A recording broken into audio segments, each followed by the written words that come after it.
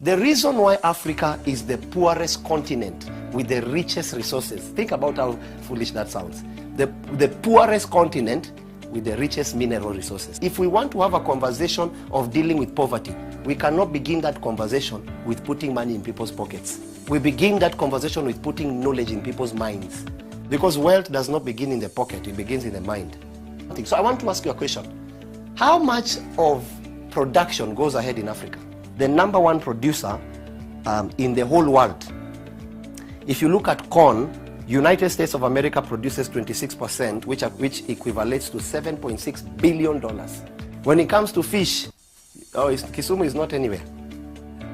China produces 9.2%, which is equivalent to $6.6 billion.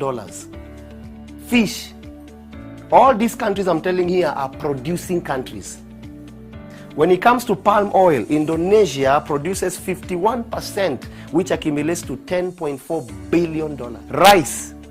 Oh, you wanted to hear Mwea. You are not known in this map, people. Mwea is not anywhere. Pakistan, you have it. Thailand, it produces 34.5%, which is $6 billion US.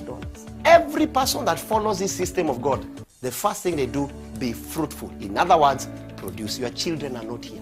But you see, Africa, we have mastered this production. You find that a family with poor people has 29 children. No, you check. Poor people produce more children than rich people. Because that's the only thing we can do. We are idle people. What time does a rich person have? And listen to me. Until Africa begins to talk the language of production, we are not talking the language of wealth.